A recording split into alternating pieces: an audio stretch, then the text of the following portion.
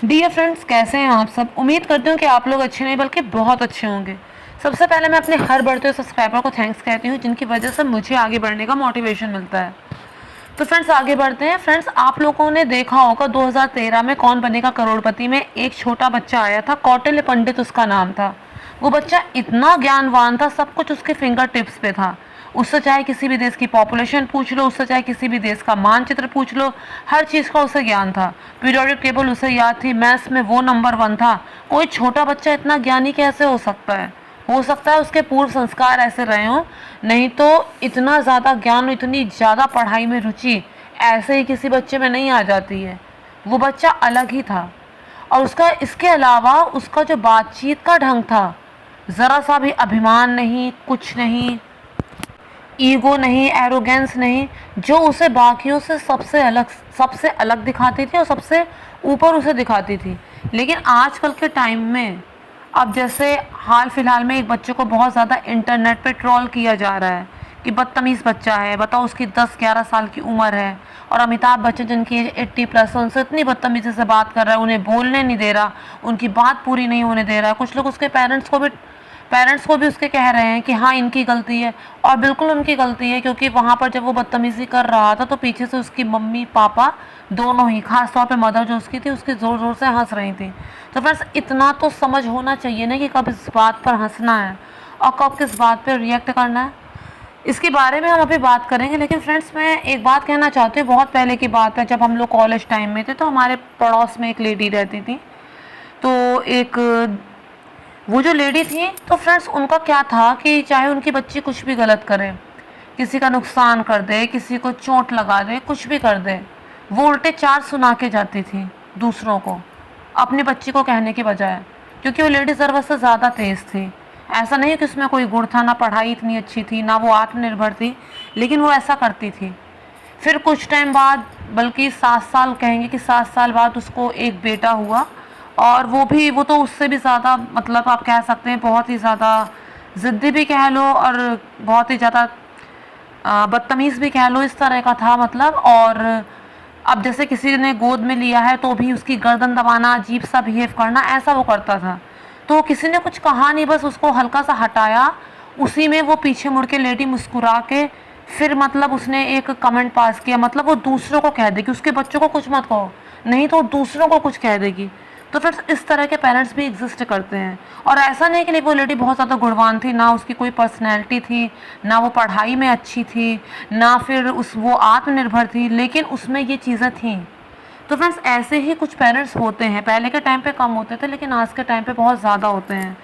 उनका बच्चा अगर गलती करे तो ठीक है, हाँ सामने वाला गलती करे तो वो बहुत ज़्यादा बन जाते हैं जज। इस तरह के पेरेंट्स हैं आजकल के। पहले के टाइम पे क्या होता था, सब घरों की बात नहीं कर रहे, लेकिन पहले के टाइम पे क्या होता था कि अगर पड़ोस का बच्चा भी गलती करे तो डांट मार घर का बच्चा खाता था। वो एक तरह से जायज़ भी था। आपको जो भी बोलना है आप अपने बच्चों को कह सकते हैं, दूसरे को बोलने का आपको हक नहीं है। आपने अपने बच्चे को संस्कार दिए हैं, तो आपको जो कहना है आप उससे कह सकते हैं। दूसरे के बच्चे को संस्कार तो उसके माता पिता ने दिए हैं, तो उससे आप कैसे कुछ कह सकते हैं? सही बात थी, लेकिन आज के टाइम पे ऐसा नहीं होता। अब फ्रेंड्स, ये एक बच्चा जो है कौन बनेगा करोड़पति में आया है, बहुत से लोग कह रहे हैं कि इसके माता पिता की गलती है। ऑफ कोर्स उनकी गलती है। अब बच्चे जो भी मांगे तुरंत से उन्हें पूरा कर लेना, या फिर बच्चों का कोई गंदा बिहेवियर है उस पर हंस कर रिएक्ट करना, या फिर उससे मना ना करना, ये चीज़ सही नहीं होती है। और कोई भी तर्क नहीं है जिससे उसके इस बिहेवियर को जस्टिफाई किया जा सके। कोई तर्क नहीं है। अब बहुत से बच्चे इस तरह से जस्टिफाई करते हैं कि हमारे साथ बहुत गलत हुआ इसलिए हम ऐसे हो गए, ऐसा कहते हैं बहुत से बच्चे। लेकिन यहाँ पर ऐसा कुछ नहीं है। वो इकलौती संतान है, और जिस तरह से वो बिहेव कर रहा है वो कहीं से भी ठीक नहीं है। अरे सर, आप क्वेश्चन तो पूछो, से बात नहीं पूरी करने देना, अजीब अजीब से एक्सप्रेशन देना। और आप लोगों ने भी ये एपिसोड अगर देखा होगा तो अमिताभ बच्चन उस बच्चे के हर रिएक्शन के बाद उसके पेरेंट्स की तरफ देख रहा था। जब उनका कोई रिएक्शन नहीं तो उसने भी कुछ कहा नहीं।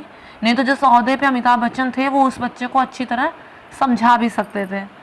तो फ्रेंड्स, कुछ तो बिहेवियर इशू है इस बच्चे में, और उसके लिए अगर अभी ध्यान नहीं दिया गया तो आगे चलकर वो और भी ज़्यादा रूड हो सकता है, और भी ज़्यादा वो इस तरह के कारनामे करेगा, और जो कहीं से भी ना तो उसके पेरेंट्स को पसंद आएंगे और ना ही किसी और को पसंद आएंगे। क्योंकि इंसान रहता तो समाज में ही है ना, और समाज उसके इस बिहेवियर को कभी भी एक्सेप्ट नहीं करेगा। फ्रेंड्स, कुछ लोग ऐसा कहते हैं कि पहले के टाइम पे जो बच्चे थे वो जॉइंट फैमिली में रहते थे, इसलिए वो ज़्यादा सहनशील, संस्कारवान और जितने भी मेंबर होते थे जॉइंट फैमिली के वो उनके बिहेवियर को मॉनिटर करते रहते थे, तो इस वजह से बच्चों में तब ज़्यादा गुण होते थे और तब बच्चे अच्छे और सीधे हुआ करते थे। तो फ्रेंड्स, ऐसा ज़रूरी नहीं होता है, ये इस बात पर डिपेंड करता है कि फैमिली का माहौल कैसा है। अब जैसे आजकल बहुत ज़्यादा एक शो चला है जी टीवी पर, मैंने उस पर पहले भी वीडियो बनाया, अगर आपने अभी तक नहीं देखा तो मेरे चैनल में आप विज़िट करके देख सकते हैं। फ्रेंड्स, उसमें क्या था कि भरा पूरा परिवार है, दादा दादी, चाचा चाची, मदर फादर, भाई बहन और उनके बच्चे, बुआ, पूरा भरा पूरा परिवार है, लेकिन परिवार का माहौल इतना ज़्यादा गंदा है कि एक बच्चा घर से भाग गया कि मैं इतने कलह में और नहीं रह सकता, और दूसरा बच्चा कहता है कि मैं भी चला जाऊंगा।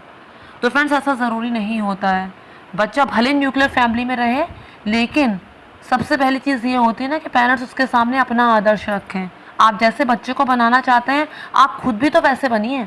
अब कुछ बज़ाज़ सी लेडीज़ होती हैं, वो कहती हैं ज़रूरी है जो हम काम करें वही तुम भी करो, मतलब एक तरह से वो मान रही हैं कि हम गलत कर रहे हैं लेकिन तुम वो मत करो। अरे तुम क्यों गलत कर रहे हो भाई बच्चे के आगे? वो देखेगा तो उसी चीज़ को कॉपी करेगा ना। या फिर बच्चे ने कुछ भी गलत किया ज़ोर से चिल्ला देना या फिर उससे मार देना, लेकिन इस बात पर एक्सप्लेनेशन नहीं देना कि ये जो तुमने किया है वो क्या गलत है, इसमें ऐसा क्यों नहीं करना है। बच्चे को आप स्मोकिंग करने से रोक रहे हो कि सिर्फ इसलिए नहीं क्योंकि हम मना कर रहे हैं, और बच्चे को एक बार आपने कह दिया और वो मान जाए कि ये पत्थर की लकीर है, तो फ्रेंड्स ऐसा होता नहीं है। रिस्पेक्ट होती है ना, वो अंदर से आती है, डर से रिस्पेक्ट नहीं होती है कि आप उसके दिमाग पर डर बैठा दे तो वो रिस्पेक्ट करे, तो फिर वो रिस्पेक्ट नहीं होती, वो सिर्फ डर होता है। तो फ्रेंड्स, मैं उम्मीद करती हूँ आप लोगों को मेरा वीडियो पसंद आएगा। अगर पसंद आया तो मेक श्योर मेरे चैनल को सब्सक्राइब, वीडियो को लाइक और शेयर ज़रूर कीजिएगा। Thank you friends, thank you so much.